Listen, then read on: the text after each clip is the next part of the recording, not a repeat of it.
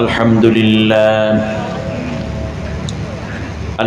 لله نحمده ونستعينه ونستغفره ونؤمن به ونعوذ بالله من شرور أنفسنا ومن سيئات أعمالنا من يهد الله فلا مضل له ومن يضلل فلن تجد له وليا مرشدا ونشهد أن سيدنا وحبيبنا وطبيبنا ومولانا محمد صلى الله عليه وعلى آله وسلم أسوة حسنة لمن كان يرجو الله واليوم الآخر وذكر الله كثيرا فقد قال الله تبارك وتعالى في شان حبيبه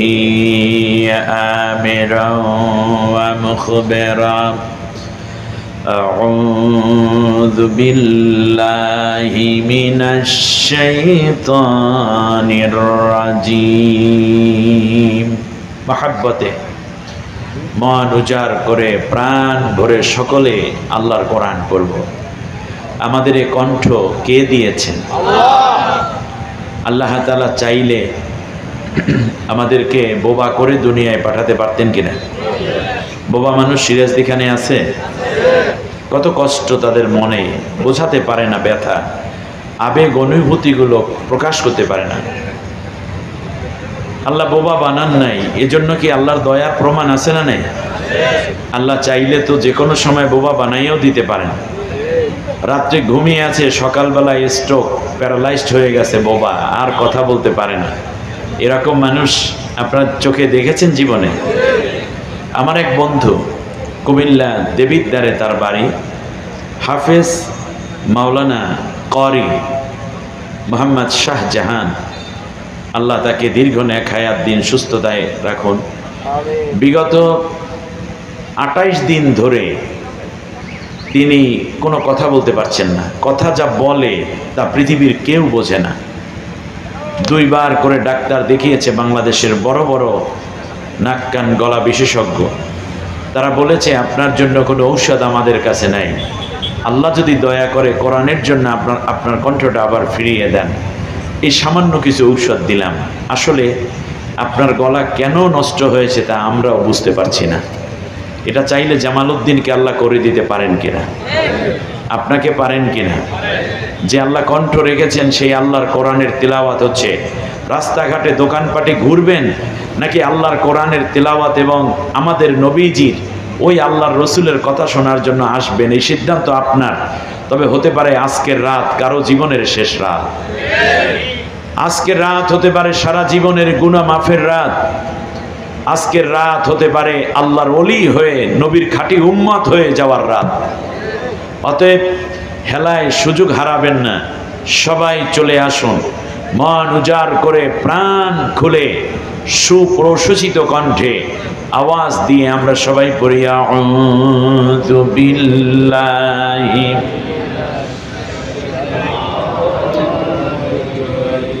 বিসমিল্লাহির রহমানির রহিম ইন্নাল্লাহা ওয়া মালাইকাতাহু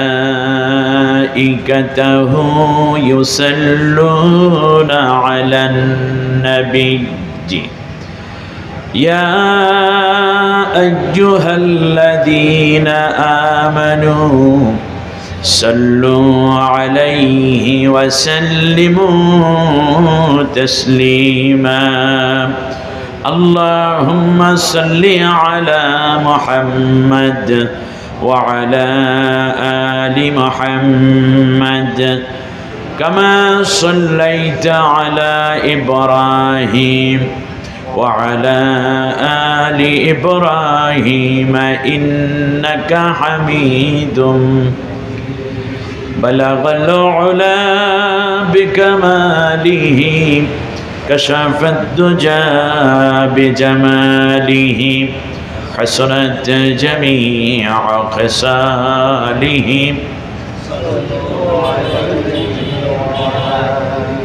رسول আমার ভালোবাসা রসুল আমার ভালোবাসা রসুল আমার প্রেম বিরহের মূল আলোচনা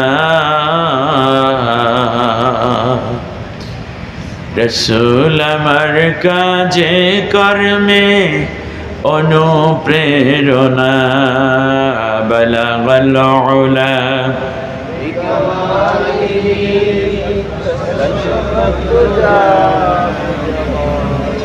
حسنت جميع خصاله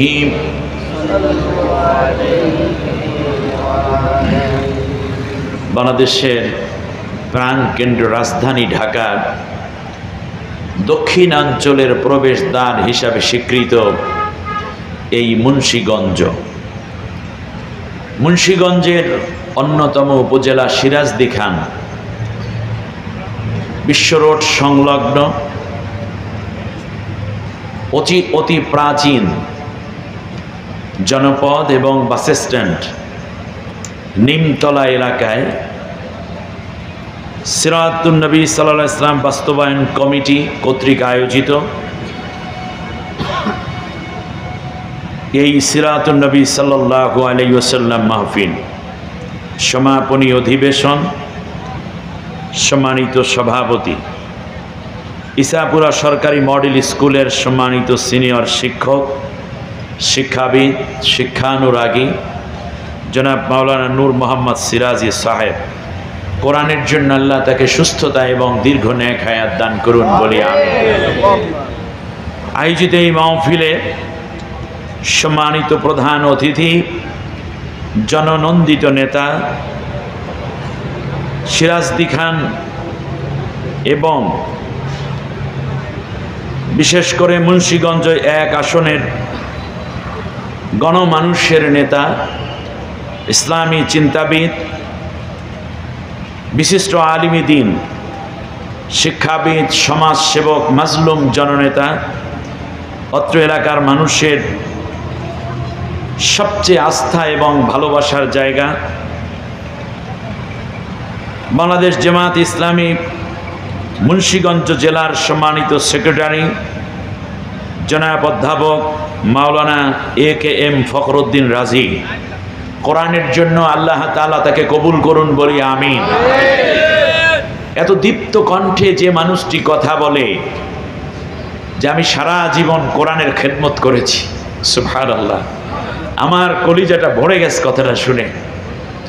আমরা বিশ্বাস করি যারা আল্লাহ তাআলার কোরআনের খেদমত করেন, যারা কোরআনের জন্য জেল খাটে, যারা নবীকে মহব্বত করে জীবনের সবটুকুন বিলিয়ে দিতে পারে, যারা মানুষের কল্যাণে সমাজে কাজ করে, যারা কোরআনকে বুকে ধারণ করে কোরআনের মাহাত্ম্যকে বর্ণনা করার জন্য জাতির নেতৃত্বের জন্য এগিয়ে যায়, আমার বিশ্বাস, আমি বিশ্বাস করি আপনারাও এই বিশ্বাস করেন, আল্লাহ তাআলা তাদেরকে বেইজ্জতি করবেন না। সুতরাং যেখানে কোরআন আছে মানুষগুলো সেখানে যাবে, ইমানদার কোনোদিন কোরআনের বাইরে কোনো অবস্থান নেয়ার সুযোগ নাই।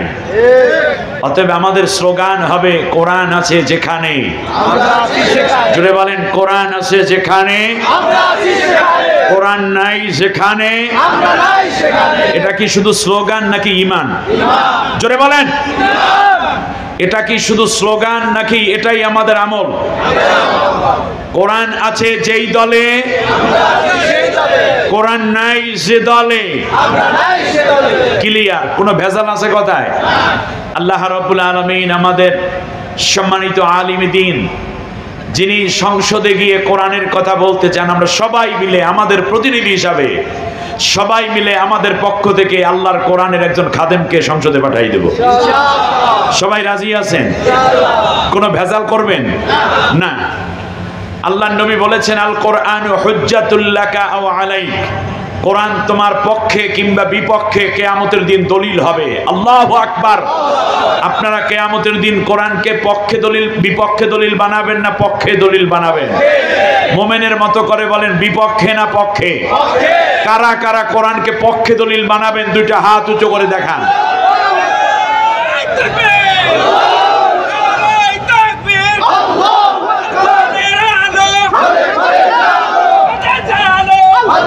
আল্লাহ কবুল করুন, বলেন আমিন। এখন আপনাদের কাছে একটা প্রশ্ন, পরকালে যদি আপনি কোরআনকে পক্ষে বানাতে চান, দুনিয়ায় থাকতে হবে কোরআনের পক্ষে না বিপক্ষে? অতএব কোরআনের পক্ষে থাকতে হবে দুনিয়ায়, আর কোরআন থাকবে পরকালে আমার পক্ষে। নবীজি বলেছেন, কোরআন যার পক্ষে থাকবে, মান জাআলাহু আমামাহু কাদাহু ইলাল জান্নাহ, তাকে জান্নাতে না নেওয়া পর্যন্ত কোরআন তাকে একা ছেড়ে চলে যাবে না। সুবহানাল্লাহ বলেন। সুতরাং এটা কি কোনো পলিটিক্স বক্তব্য নাকি নবীর হাদিস? এটা কি ইমানের বক্তব্য নাকি কুফরি বক্তব্য? এটাই ইমান, এটাই ইমান। আপনি কোরআনকে ছেড়ে দিয়েছেন, পরকালে যদি কোরআনকে পক্ষে দলিল বানাতে হয়, দুনিয়ায় থাকতে হবে কোরআনের বিপক্ষে নাকি পক্ষে? সেই জন্যই বলি, কোরআন আছে যেই দলে, কোরআন আছে যেখানে, কোরআন নাই যেখানে। কথা কোনো ভেজাল আছে? পুরা ক্লিয়ার, স্পষ্ট। সুতরাং পক্ষ দুইটা, কোরআনের পক্ষে কোরআনের বিপক্ষে। কোরআনের পক্ষ আমি ওই পক্ষ নেব, জিতুক কিংবা ঠকুক ওটা আমার হিসাব না। আমি কমপক্ষে কিয়ামতের দিন বলতে পারবো, আল্লাহ তোমার কোরআন বিজয়ের জন্য আমি কাজ করেছি। বিজয় দেওয়ার মালিক কে? সুতরাং আমাদের চেষ্টা যেন কোনো ত্রুটি না থাকে।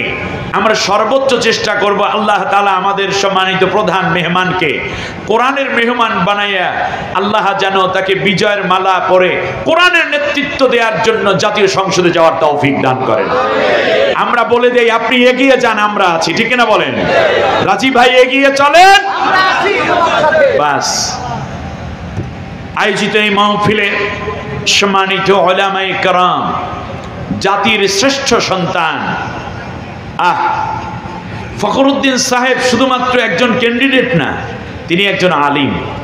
নবীজি বলেছেন, আল উলামা ওয়ারাসাতুল আম্বিয়া, আলেমগণ হচ্ছে নবীদের ওয়ারিস। সুবহানাল্লাহ বলেন। যেই নবীর সিরাত নিয়ে আলোচনা করছি, সেই নবী বলছেন আমার ওয়ারিস হইল আলেমরা। সুবহানাল্লাহ বলবেন না?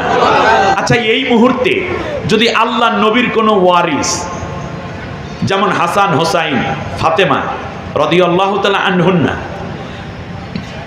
রাদিয়াল্লাহু তাআলা আনহুম, তারা যদি আসতেন এবং আপনাদের কাছে কিছু চাইতেন, আমার কথা বোঝেন নাই দোষ? নবীর ওয়ারিসের মধ্যে আছে কে? হাসান হোসাইন। আছে কে? আলী। আছে কে? ফাতিমা। আছে কে? কুলসুম। আছে কে? রুকাইয়া। আছে জয়নব। এইরকম যারা নবীর ঔরাস কিংবা নবীর সম্পদ পাবেন ঘরের মানুষ, এইরকম যারা, তারা হইল নবীর ওয়ারিস। আপনাদের ওয়ারিস আছে না? তা নবীর ওয়ারিস কারা? আলেমরা। জোরে বলেন, কারা? আলেমরা।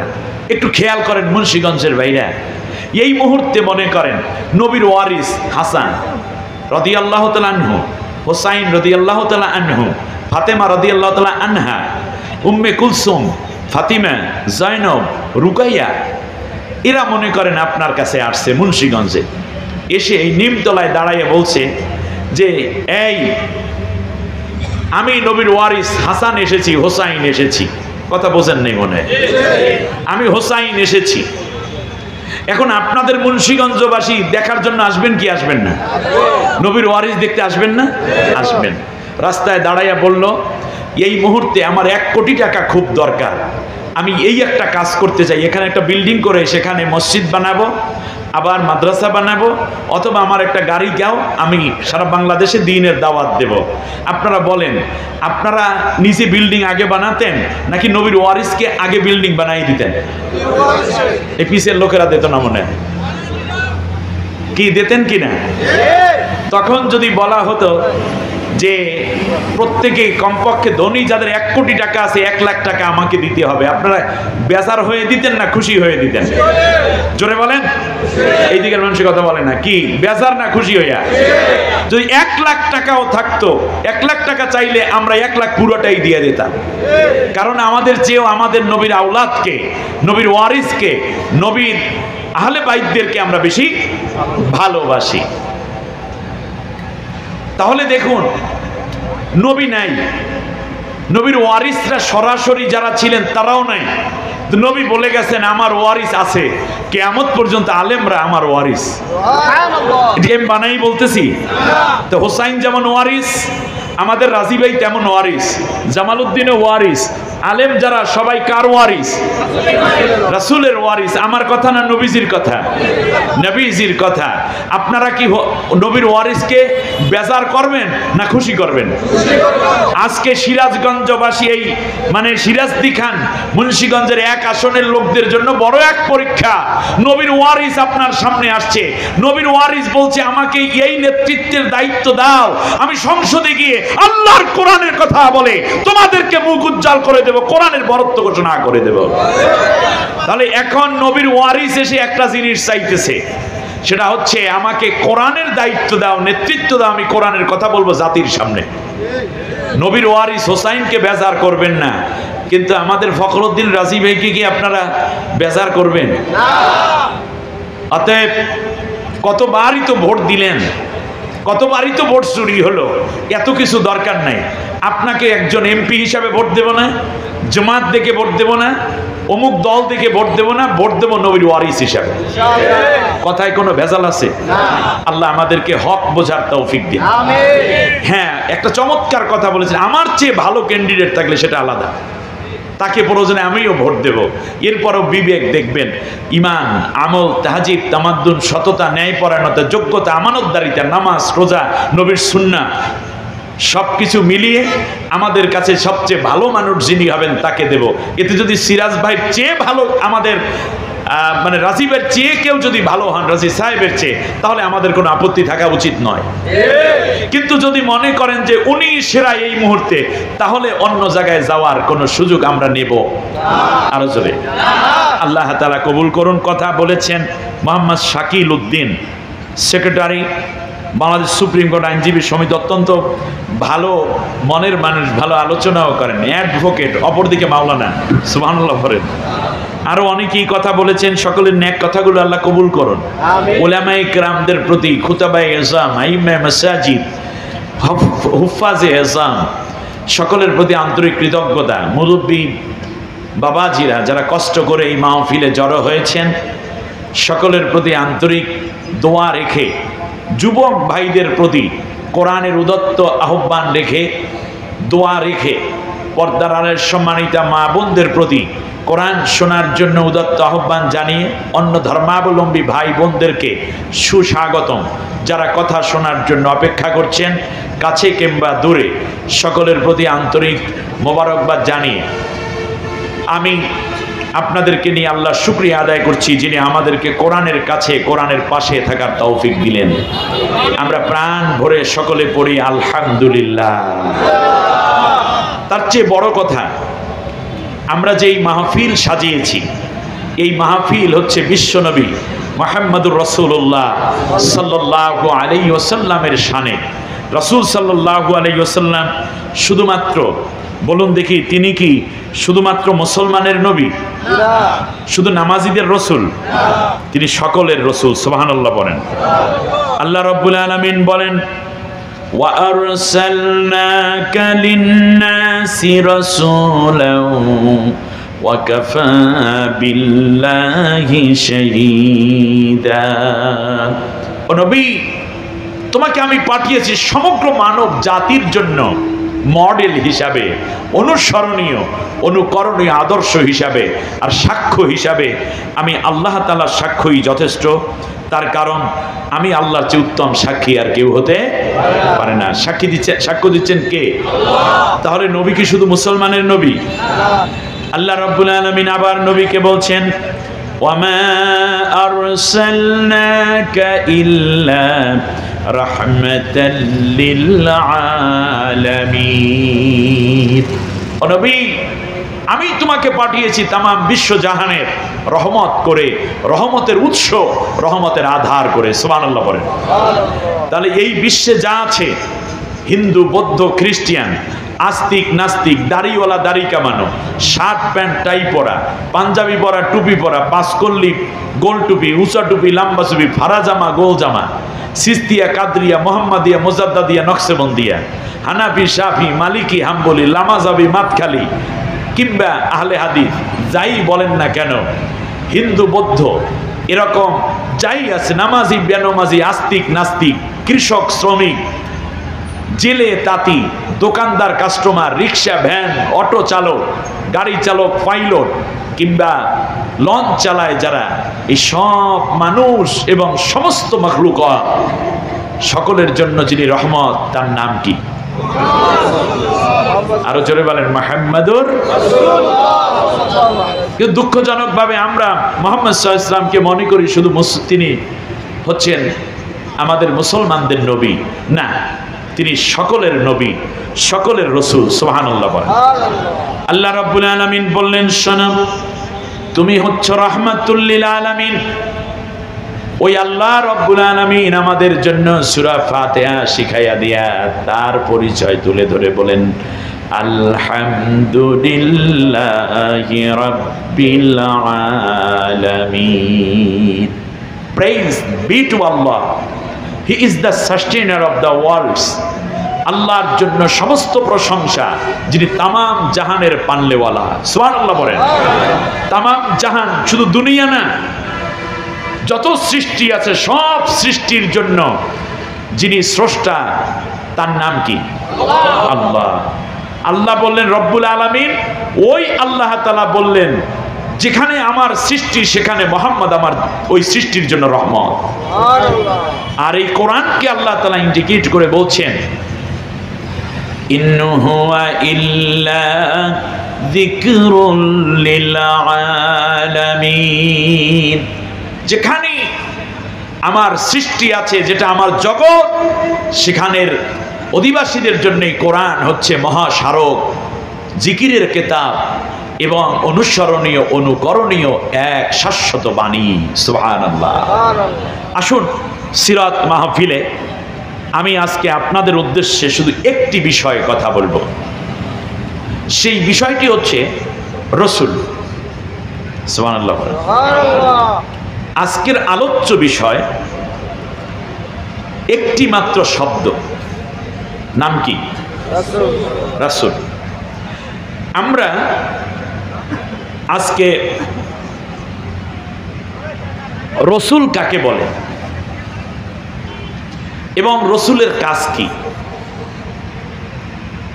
রসুল না মানলে আমাদের কি ক্ষতি, রসুলকে মানলে আমাদের কি উপকার, আজকে এই বিষয়ে আলোচনা। আসুন, রসুল শব্দের শাব্দিক অর্থ হচ্ছে বার্তা বাহক। বার্তা বাহক, যাকে আগের দিনে যদি বলতাম তাহলে যিনি চিঠি নিয়ে মানুষের কাছে কাছে পৌঁছাই দেন, যিনি খবর নিয়ে মানুষের কাছে কাছে পৌঁছাইয়া দেন, তাকে আমরা আগের দিনে বলতাম ডাক হরকরা, তাই না? পিয়ন। কিন্তু পিয়ন অর্থ রসুল এভাবে আমরা বলবো না, বরং আমরা বলবো আল্লাহর পক্ষ থেকে যেই বাণীটা এসেছে সেই বাণী আল্লাহ রসুল পৌঁছে, যদিও ওটা শাব্দিক অর্থ, যদিও ওটা কি শব্দ, যিনি পৌঁছে দেন তাকে কি বলা হয়? রসুল। তাকে আরবিতে কি বলা হয়? যিনি চিঠি পৌঁছাইয়া দেন, চিঠিকে বলা হয় রেসালাত। রেসালাত অর্থ কি? চিঠি। আর এই রেসালাত যিনি পৌঁছাইয়া দেন তাকে বলে রসুল। তাহলে আল্লাহর রসুল আমাদের কাছে কোন চিঠি পৌঁছাই দিয়েছেন? জোরে বলেন, কার চিঠি? সুবহানাল্লাহ। আল্লাহ রাব্বুল আলামিন বলেন, শোনো, মা কানা মুহাম্মাদুন আবা আহাদিম মির রিজালিকুম ওয়ালাকির রাসূলুল্লাহি ওয়া খাতামান নাবিয়্যিন। রাসূল মুহাম্মদ একজন, তোমাদের মুহাম্মদ কোনো পুরুষের পিতা ছিলেন না, বরং তিনি ছিলেন একজন রাসূল এবং সর্বশেষ নবী। এই নবীর পরে আর কোনো নবী নাই, এই রাসূলের পরে আর কোনো রাসূল নাই। যদি কেউ নবী রাসূল দাবি করে তারা কাফের হয়ে যাবে, ভণ্ড। ইসলামিক স্টেটে তাদেরকে হত্যা করা যায়, কোনো ভেজাল আছে? নাই।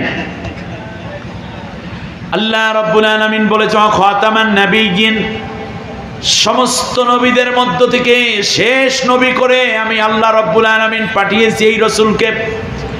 অতএব নবীর উপরে আমরা যখন ঈমান আনি, সাথে সাথে এই ঈমানও আনতে হবে তিনি শেষ নবী, তারপরে আর কোনো রাসূল নাই, তারপরে আর কোনো নবী নাই। আমাদের ফখরুদ্দিন রাজি সাহেব চমৎকার একটা কথা বলেছেন, আপনারা যদি তাকে ভালোবেসে সংসদে পাঠান, আপনার মূল্যবান ভোটটা যদি তারে দিয়ে নেতার দায়িত্ব দিয়ে দেন, সংসদের প্রথম অধিবেশনে তিনি খতমে নবুয়তের ব্যাপারে কথা বলবেন, আল্লাহ রব্বুল আলামিনের কোরআনের আয়াতকে তিনি বাস্তবায়ন করার ব্যবস্থা করবে। সুবহানাল্লাহ। আমার ভাইয়েরা খেয়াল করুন, এবার রাসূল কাকে বলে? আমাদের নবী, রাসূল শব্দের বহু বচন হলো রুসুল, আর নবী শব্দের বহু বচন হলো আম্বিয়া। নবী শব্দের বহু বচন কি? আম্বিয়া। আর রসুলের বহু বচন রুসুল।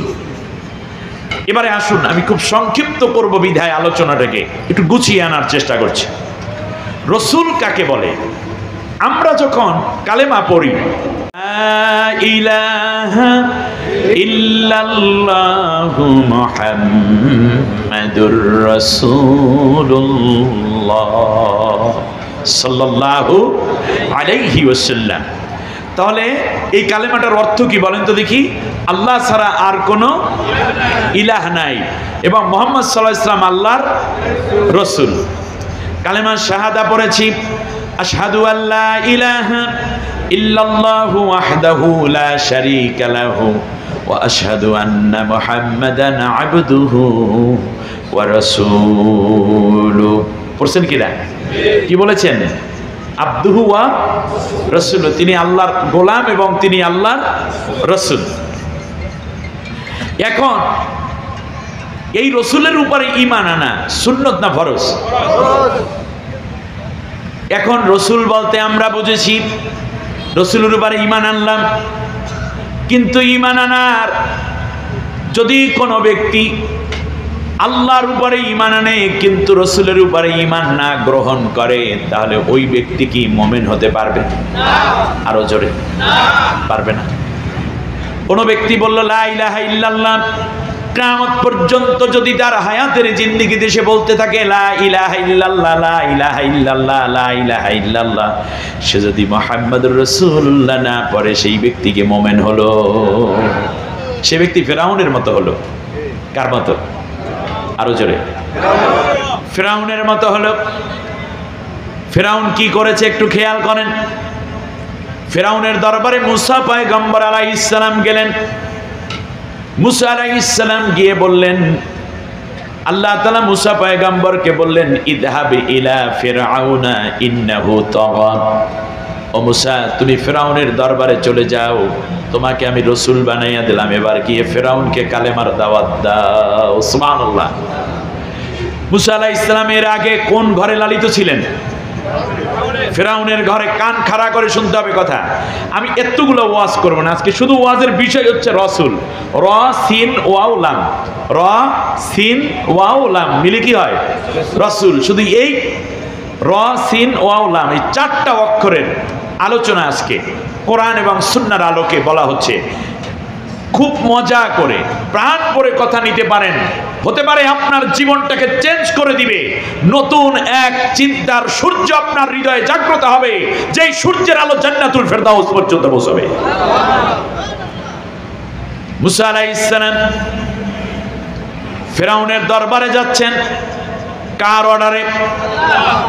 তার ডেজিগনেশন কি? আগে ছিলেন শুধু মুসা, এখন হয়ে গেলেন মুসা কালিমুল্লাহ, সুবহানাল্লাহ বলেন। এখন হইলেন মুসা পয়গম্বর, আল্লাহর রসুল। মুসা আলাইহিস সালাম যাওয়ার পরে ফেরাউন বলল, ভালোই তো কথা বলছো, অফাআলতা ফাআলতা কাল্লাতী ফাআলতা ইন্নাকা মিনাল কাফিরিন। ও মুসা, তুমি যা বলার তা তো ভালোই বলছো, আমি দেখতেছি তুমি চূড়ান্ত একটা কাফের হয়ে গেছে। নাউজুবিল্লাহ পড়েন। না, আপনার কথা নিচ্ছেন না মনে হয়। কে কে কথা নিচ্ছেন দেখি তো একটু মনোযোগী কে কে? মাশাআল্লাহ, সব ঠিক আছে, মানে গভীর মনোযোগী হয়েছেন। আল্লাহ সকলের জ্ঞানের পর্দা উন্মোচিত করে দিন। এবার খেয়াল করুন, মুসা আলাইহিস সালামকে গালি দিচ্ছে ফেরাউন, ফাআলতা ফাআলতা কাল্লাতী ফাআলতা ইন্নাকা মিনাল কাফিরিন। ও মুসা, তুমি যা বলছো, যা করার তা তো করেই যাচ্ছ, আমি দেখতেছি তুমি চূড়ান্ত একটা কাফের হয়ে গেছে। কে কারে কাফের কয়? ফেরাউন কয় মুসা আলাইহিস সালামকে। মুসা ঘাবড়ে গেছে। না, তাহলে আপনি যদি রসুলের আদর্শ কায়েম করতে চান, ওই ফেরাউনের উত্তরসূরিরা কখনো কখনো আপনাকে গালি দেবে। কথা বলে না, দেবে কিনা? গালি দেবে। কখনো কখনো আপনাকে বলবে রাজাকার। এখন তো রাজাকার একটা নেয়ামত শব্দ হয়ে গেছে। জেনজিরা বলেছে তুমি কে রাজাকার, আমি কে? বলছে কে? এই রাজাকারের ট্যাবলেট এখনো অনেকে বিক্রি করতে চায়। আরে এটা মেয়াদ উত্তীর্ণ হয়ে গেছে বহুত আগে, যে খাইবে সেই মরবে। ঠিক না?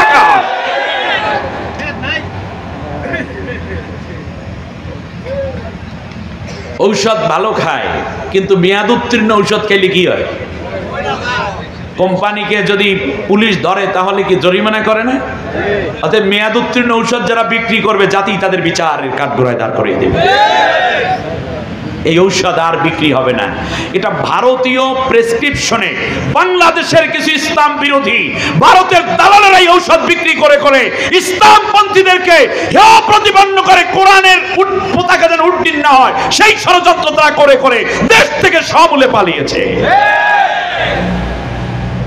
আবারও সেই ঔষধ, এটা বাজারে আর উঠাইতে দেওয়া যাবে না। আল্লাহ রাব্বুল আলামিন বলেন, শোনা, ফেরাউন গালি দিল কাফের বলে। শুধু এটাই নয়, মুসা আলাইহিস সালাম কাফেরের বিপরীতে তারে কি কাফের বলছে? বলে নাই। ধৈর্য সহকারে মুসা পয়গম্বর বললেন, আমি আল্লাহর রসুল হয়ে আসছি। বলে তুমি রসুল? বলে হ্যাঁ। সাথে সাথে ফেরাউনের আর ধৈর্য কুলায় না, বলল জারুনি আক্তুল মুসা ওয়ালিয়াদু রাব্বাহু ইন্নী আখাফু আইয়ুবাদদিলা দীনাকুম আও ইউখরিজুকুম মিন আরদিকুম হাদা।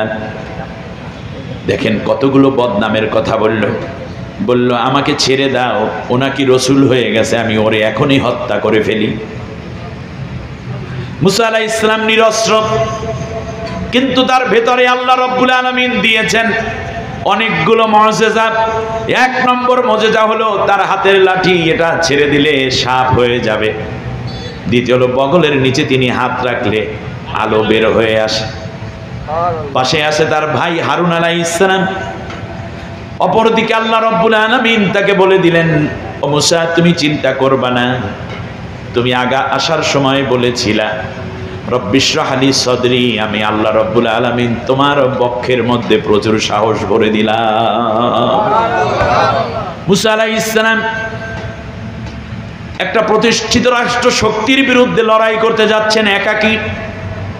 কিছুটা ভয় তো আসবেই, কারণ সব নবী ছিলেন মানুষ, মানবীয় একটা দুর্বলতা আল্লাহ রাব্বুল আলামিন তার ভেতরেও দিয়ে রেখেছেন, কিন্তু সাহসী করে দিয়েছেন আল্লাহ মুজিজা দ্বারা। সুবহানাল্লাহ। মুসা আলাইহিস সালাম আল্লাহর কাছে বললেন, রব্বি জিদনি ইলমা, আল্লাহ তুমি আমার জ্ঞান বাড়াইয়া দাও। তার কারণ স্বৈর শাসকের মোকাবেলা করতে হলে জ্ঞান লাগে। এর আগে যত কিছু মোকাবেলা করা হচ্ছিল, ওই স্বৈর শাসক, পালাতক লেডি স্বৈর শাসকের মোকাবেলা করতে পারে নাই। জামাত ইসলামীও পারে নাই, চরমনাই পারে নাই, হেফাজত পারে নাই, বিএনপিও কথা কয় নাই, পারে নাই। এখানে দরকার ছিল সবচেয়ে বড় ইন্টেলেকচুয়ালিটির, মেরিটোরিয়াসদের ইনক্লুডেড হওয়া দরকার ছিল। এখানে দরকার ছিল জ্ঞান ভিত্তিক, বুদ্ধি ভিত্তিক কর্মসূচি দেয়া।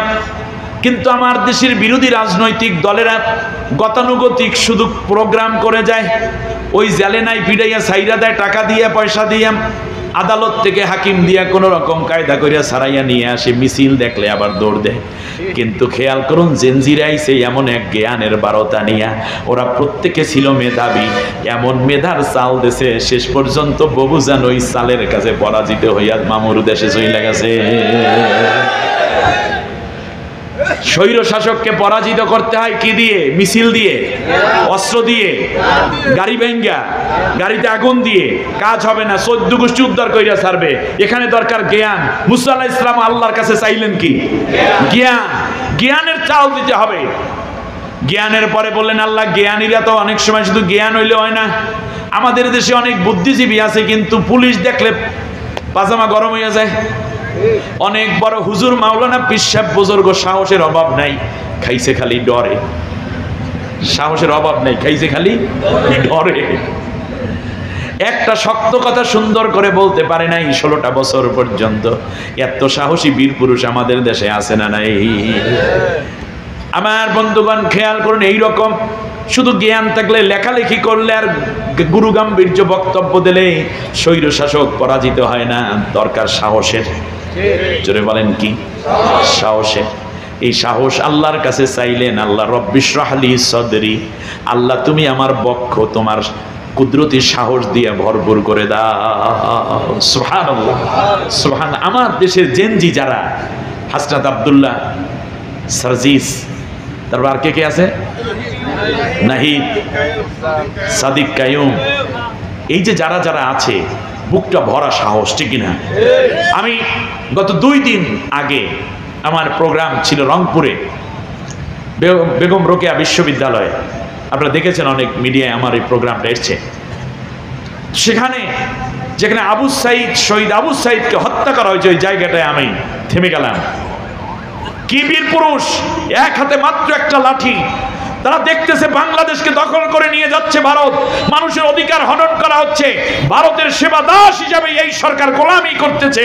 সুতরাং দেশটাকে অন্য কারো হাতে দেওয়া যাবে না। প্রয়োজনে জীবন দেব, বাংলার 1 ইঞ্চি জমিন দেব না, মুসলমানদের কষ্ট সহ্য করা হবে না। এই জন্য আবু সাইদরা বুক পেতে দিয়ে বাংলাদেশকে মুক্ত করেছে, বাংলাদেশের মুসলমানকে মুক্ত করেছে। আমার চোখে পানি এসে গেছে। আবু সাইদের সেই রক্ত লেলিহান শিখা হয়ে স্বৈর শাসকের মসনদ তছনছ করে আগুন জ্বালিয়ে পুড়ে ছাই করে দিয়েছে। আল্লাহ আবু সাইদের শাহাদাতকে কবুল করুন, মুগ্ধের শাহাদাতকে আল্লাহ কবুল করুন। যারা এই জীবন দিয়েছেন সকলকে জান্নাতের সর্বোচ্চ দরজা দিন। যারা আহত হয়েছেন আল্লাহ তাদের পক্ষে, তাদের সাথে, তাদের কাছে আমাদেরকে দাঁড়াবার তৌফিক দান। আল্লাহ তাদেরকে সুস্থ করুন। যে কথা বলছিলাম, মুসা আলাইহিস সালাম বলেন, আল্লাহ আমার একটু সাহস দাও। তাহলে সাহস চায় কে? না, আমার সাথে শেয়ার করতে হবে তো। মুসা আলাইহিস সালাম কার কাছে? আল্লাহ তাআলার কাছে। আল্লাহ রাব্বুল আলামিন বললেন, মুসা সাহস দিয়া দিলাম। তাহলে বোঝা যায় স্বৈর শাসকের মোকাবেলা করতে হলে বুকে কি লাগে? সাহস লাগে। রাসূল সাল্লাল্লাহু আলাইহি ওয়াসাল্লামের সময়ও স্বৈর শাসক ছিল কি ছিল না? নাম কি? আবু জাহেল। এখন আল্লাহ রব্বুল আলামিন আমার নবীকে বললেন, নবী গো, তুমি আমার কাছে সাহস চাও নাই, সাহস চাওয়ার আগেই আমি তোমাকে সাহস দিয়ে শক্তিশালী করেছি, তোমাকে আমি জাতির শ্রেষ্ঠ বানিয়েছি। আল্লাহ তাআলা বলেন, আলাম নাশরাহ লাকা সাদরাকা ওয়া ওয়াদানা আনকা ওয়িজরাকাল্লাযী আনকাযা যাহরাক। ও নবী, তুমি আমার কাছে সাহস চাও নাই মুসার মতো, কিন্তু তার আগেই আমি কি তোমার সাহস দিয়ে তোমার বক্ষটাকে প্রশস্ত করে দেই নাই? সুবহানাল্লাহ। আপনি সমাজের নেতৃত্ব দিবেন, সাহস ছাড়া কাপুরুষ কোনোদিন নেতৃত্ব দিতে পারে না, ঠিক না বলে? মুসা আলাইহিস সালামকে বার বলল, জারুনি আক্তুল মুসা, আমাকে ছেড়ে দাও, আমি মুসাকে এখনই হত্যা করে ফেলবো। কে কয়? তাহলে বোঝা যায় এই ফেরাউনের ঘরেই মুসা পয়গম্বর 27 বছর পর্যন্ত বড় হয়েছে। কত বছর? 27 বছর পর্যন্ত ফেরাউন কি মুসা আলাইহিস সালামকে একবারও মারতে চেয়েছে? গালি দিয়েছে? দেয় নাই। এখন কেন মাইরা ফলাইতে চায়? তার কারণ মুসা আলাইহিস সালাম এখন কি হয়েছেন? রসুল হয়েছেন। জোরে বলেন কি? তাওরাত নাজিল হয়েছে কার উপরে? মুসা আলাইহিস সালামের উপরে। মুসা আলাইহিস সালাম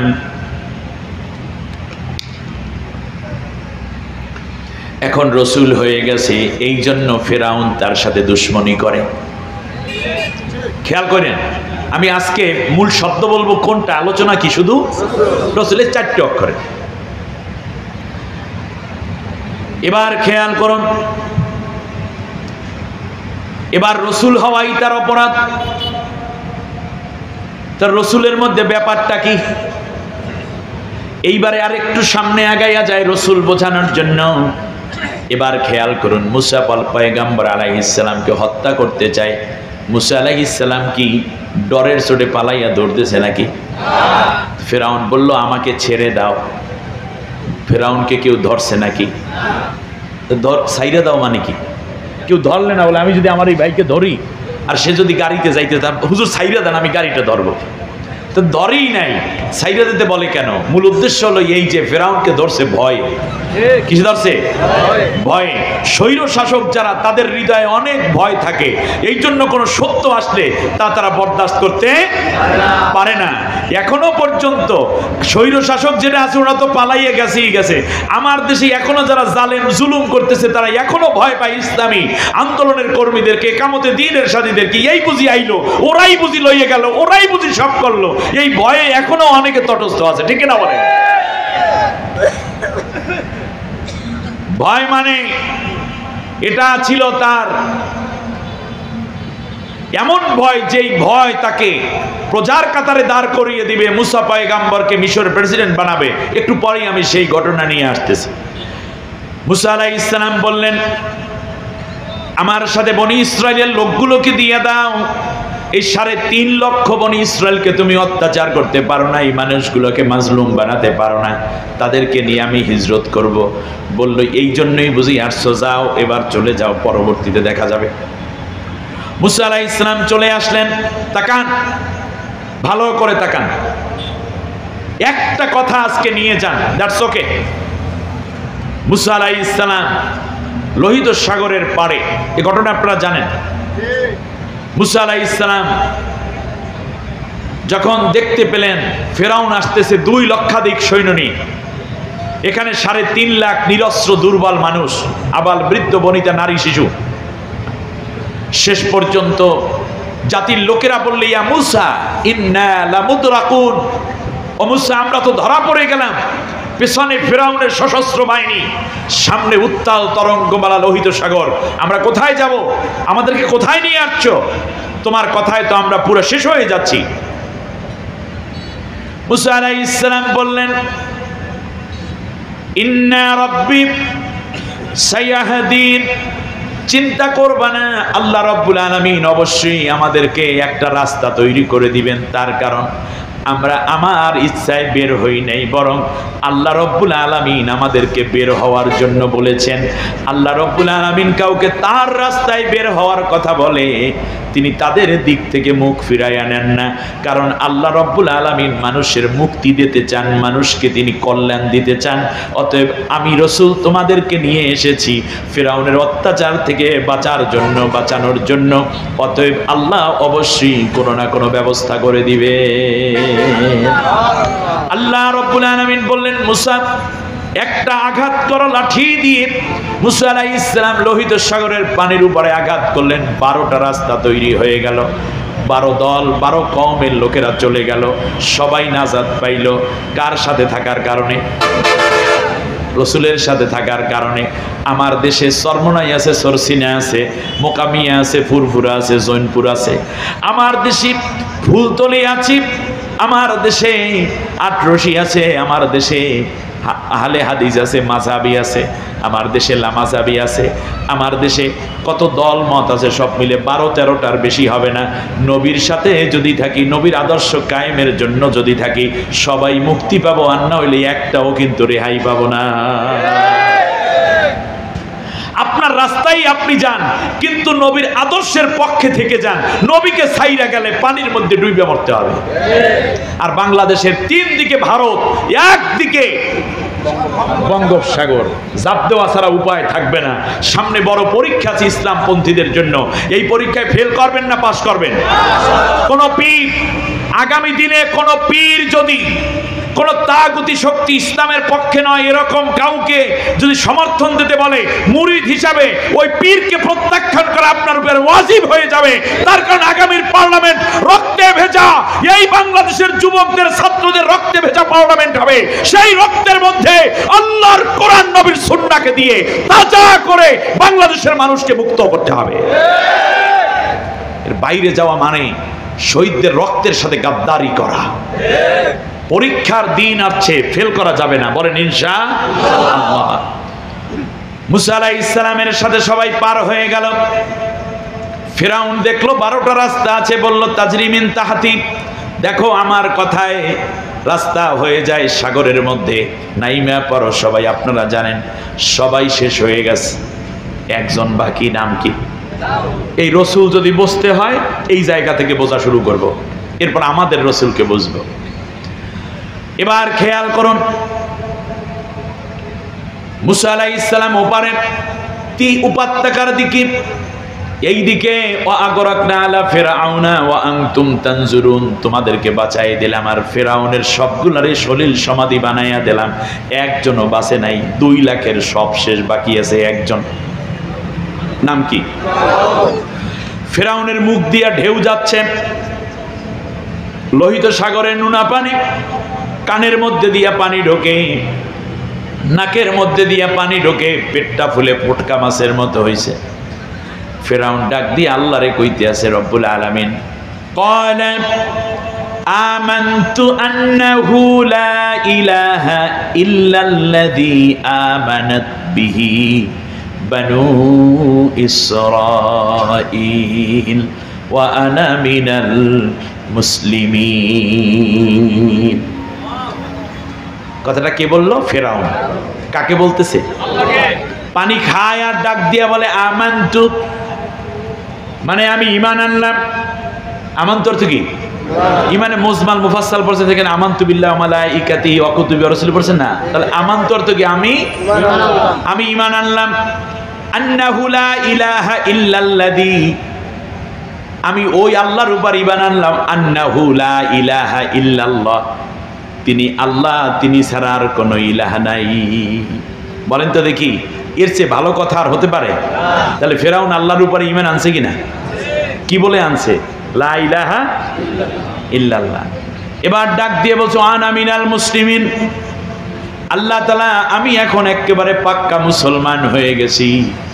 ওইদিকে আল্লাহর উপরে ঈমান আনে, এইদিকে স্বীকৃতি দিচ্ছে সে কি হয়ে গেছে। এরপরেও পানি খাইয়া মারা গেছে নাকি বাইসা রয়েছে? তার ঈমান, তার কালেমা কবুল হইছে নাকি বাতিল হইছে? বাতিল হইছে। কেন? একটাই কারণ, খেয়াল করুন, ভালো করে বুঝুন। একটাই কারণ, কালেমা শুধুমাত্র লা ইলাহা ইল্লাল্লাহ, আল্লাহকে শুধু মানলেই কালেমা হয় না, ঈমানদার হয় না।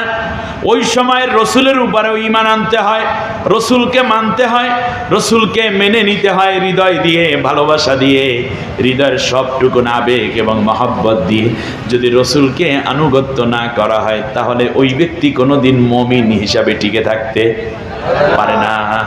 শুধু বলল লা ইলাহা ইল্লাল্লাহ এবং বলল আমি এখন মুসলমান হয়ে গেছি, কিন্তু আল্লাহ রাব্বুল আলামিন দেখলেন ঘটনা তো প্যাঁচ লাইগা রইছে। তাহলে এই যে লা ইলাহা ইল্লাল্লাহ বলে, কিন্তু মুসা কালিমুল্লাহ সে বলে না।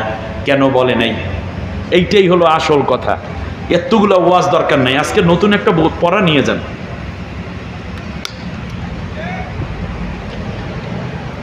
যদি মুসা আলাইহিস সালামকে সে বিশ্বাস করতো, লা ইলাহা ইল্লাল্লাহ, মুসা কালিমুল্লাহ বলতো, তাহলে এই ফেরাউন মুসা আলাইহিস সালামের সাহাবী হয়ে যায়।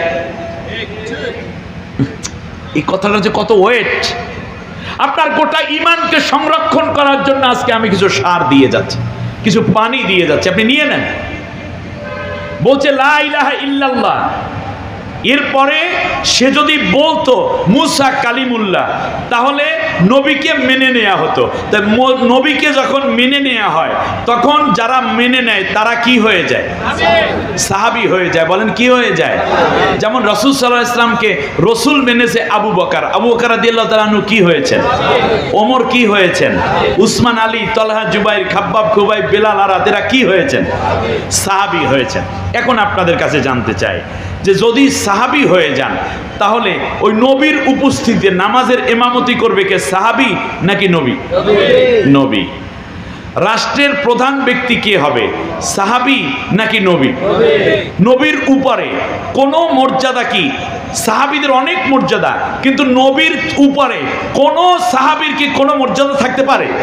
পারে না। অতএব ফেরাউন দেখলো, দেখেন জাতে মাতাল তালে ঠিক, ওইদিকে মরে, এরপরেও লা ইলাহা ইল্লাল্লাহ বললে আল্লাহরে বুঝায়, আল্লাহ আমি তোমার গোলাম হয়ে গেছি, সব ঠিক আছে, আমি মুসলমানও হয়েছি, কিন্তু রসুল হিসাবে আমি মুসাকে মানি না। যদি মানি তাহলে তো আমার রাষ্ট্র পরিচালনার যে চেয়ারে আমি বৈশা রাষ্ট্রটা চালাই, সেই জায়গায় তো আমি বসতে পারবো না। সাহাবী হিসেবে পাশে নিচে বসতে হবে আমার, আর ওই চেয়ারের সম্মানের জায়গায় বসাইয়ে দিতে হবে কাকে?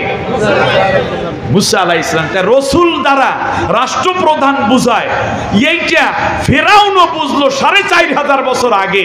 আর আমরা এই যুগে আইসাও ওয়াজ করা লাগে, আন্দোলন করা লাগে যে আমার নেতা তোমার নেতা বিশ্বনবী মুস্তাফা, আমার রসুলের আদর্শ ভুলি নাই, ভুলবো না। এই কথাগুলো কেন বলা লাগবে? তার কারণ যেই দিন বলেছেন মুহাম্মদুর রাসূলুল্লাহ, আপনি বিএনপি করেন, আওয়ামী লীগ করেন, তাবলীগ করেন, হেফাজত করেন, আপনি অন্য যে কোনো দল এবং মত করেন, যাই করেন না কেন, আপনি যদি বলেন মুহাম্মদুর রাসূলুল্লাহ, তাহলে আপনি লা ইলাহা ইল্লাল্লাহ মানে আল্লাহ ছাড়া কারো হুকুম মানি না, আইন মানি না, বিধান মানি না, মাবুদ মানি না। আর যা মানি সব কিছুর নেতৃত্ব মুহাম্মদুর রাসূলুল্লাহর তত্ত্বাবধানে যা হয়েছে সেইটা মানি, আদর্শ মানি, নেতা মানি একমাত্র মুহাম্মদকে, অন্য কাউকে না। আপনি তো রসুল মেনেছেন মানে আপনি আদর্শের মূল জায়গায়, শ্রেষ্ঠত্বের জায়গায় রসুলকে বসাইয়াই দিয়েছেন। নতুন করে কেন বলতে হবে? আসেন আমরা রসুলের আদর্শ কায়েম করি, আসেন আমরা রসুলকে বলি। যেই দিন রসুল বলছেন সেই দিনই রসুল মানে রাষ্ট্র পরিচালনার মূল দায়িত্বের ব্যক্তি হিসাবে আমরা তাকেই ফলো করি। কিন্তু আমাদের দেশে কি বিভিন্ন দল এবং অন্যান্য মত যারা আছেন, তারা কি রসুলকে আদর্শ নেতা মানে? তারা কি তাকে রাজনৈতিক নেতা মানে? বরং বলে যে হুজুরে মাহফিলের মধ্যে আবার রসুলকে রাজনীতিতে আনলো কেন? আচ্ছা আমি আপনাদেরকে একটা কথা বলি, মাথা কত নষ্ট হয়েছে আমাদের, শুধু সেই জায়গায় একটু ঔষধ লাগাইয়া দেয়। আচ্ছা বাংলাদেশের বাইরে চলি, তাহলে রাজনীতিবিদ যারা, তাদের কিছু নাম বলি। যেমন জওহরলাল নেহেরু, আপনারা তাকে কি বিদ মনে করেন? মনে করেন কিনা? আচ্ছা মোহাম্মদ আলী জিন্নাহ কি বিদ? রাজনীতিবিদ। আচ্ছা এখান থেকে ধরে ডোনাল্ড ট্রাম্পকে আপনারা কি মনে করেন? মিখাইল গর্বাচভকে কি মনে করেন? রাজনীতি। মাহাতির মোহাম্মদকে কি মনে করেন? ব্যাস, এখান থেকে ঘুরে ঘুরে এবার বাংলাদেশে তাড়াতাড়ি সময় শেষ করবো তো এই জন্য। আচ্ছা শেখ মুজিবুর রহমানকে আপনারা কি মনে করেন? বাংলাদেশের স্বাধীনতার ঘোষক এবং বাংলাদেশের বলতে গেলে সৌন্দর্যের রূপকার, স্বাধীনতার সার্বভৌমত্বের অন্যতম এক অতন্ত্র প্রহরী। বাংলাদেশের প্রেক্ষাপটে এই রকম একজন নেতা বাংলাদেশ দ্বিতীয়টা এখনো পায়নি, শহীদ প্রেসিডেন্ট জিয়াউর রহমান। তাকে আপনারা কি বিদ মনে করেন? রাজনীতিবিদ। আচ্ছা এরশাদ কাগুরে কি মনে করেন? রাজনীতিবিদ। আচ্ছা এইবার পালাইয়া গেছে যে, তারেও আপনারা কি বিদ মনে করেন? অতিশয় বৃদ্ধা হয়ে গেছেন, নির্যাতন সইতে সইতে, বেগম খালেদা জিয়া, আল্লাহ তাকে সুস্থতার সাথে দীর্ঘ নেক হায়াত দান করুন। তাকে আপনারা কি বিদ মনে করেন? রাজনীতিবিদ মনে করেন। আচ্ছা আপনাদের কাছে একটা কোশ্চেন করি, দেখি বোঝেন কিনা সিরাজদি খানের ভাইরা। আচ্ছা, তাকে এই লোকদেরকে আপনার রাজনীতিবিদ মনে করেন কেন? ইয়েস, রাষ্ট্র যিনি পরিচালনা করেন তাদের কি আমরা কি বিদ মনে করি? তা রাসূল সাল্লাল্লাহু আলাইহি ওয়াসাল্লাম রাষ্ট্র পরিচালনা করেছেন কিনা? কয় বছর? 10 বছর। মদিনার জিন্দিগিতে তিনি 10 বছর একটানা রাষ্ট্র চালিয়েছেন। সেই রকম রাজনীতিবিদ, ওই রকম রাষ্ট্র কি পৃথিবীতে কেউ আর সুন্দর চালাতে পারবে? পারবে না।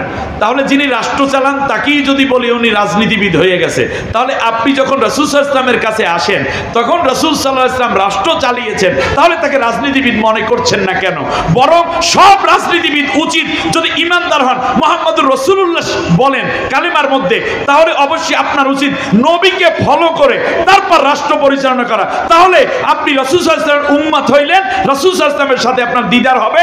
একজন ঈমানদার কোনোদিন অন্য কোন রাজনীতিবিদকে ফলো করতে পারে না, সে একমাত্র মুহাম্মদ সাল্লাল্লাহু আলাইহি ওয়াসাল্লামকে ফলো করেই রাষ্ট্র চালাবে। কারণ এই ব্যক্তি যদি বলে থাকে লা ইলাহা ইল্লাল্লাহ মুহাম্মাদুর, তাহলে আল্লাহ